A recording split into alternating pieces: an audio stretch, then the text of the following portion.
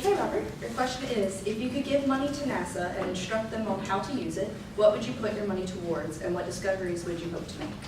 Okay, my name is Robert Frazee, and my question is, if I could give NASA, as presumably a lot of money, and tell them how to spend it, what would I do and what would I hope to accomplish?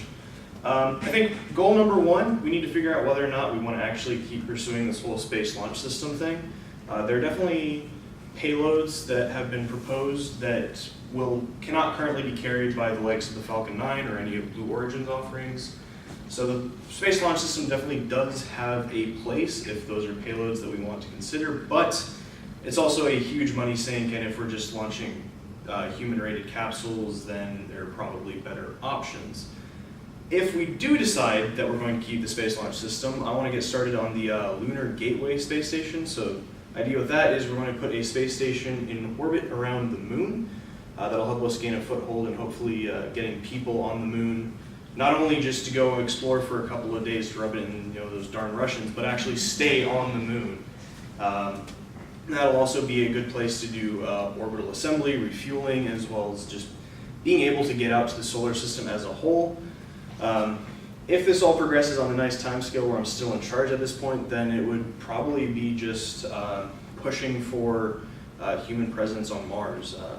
The knowledge that we would gain by building a space station above the moon, the knowledge that we would gain by hopefully living on the moon, it wouldn't be too difficult to try at that point to then go put people on Mars permanently, establish humanity's real first hold outside of the Earth sort of gravity well. And hopefully through all that we'd figure out how to actually keep people alive on other planets, hopefully gain a better understanding of how humans live in space long term outside of the radiation protection offered by Earth, and all of the other interesting questions that would come up with extraterrestrial colonization, I guess would be the fancy word. So, any questions?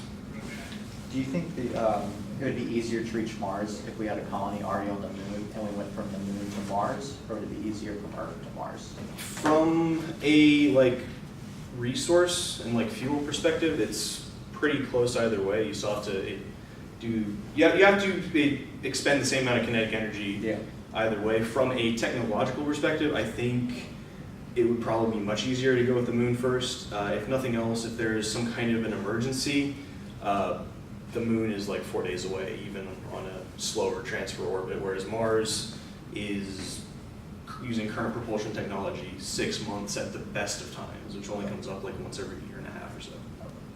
Any other questions? Thank you.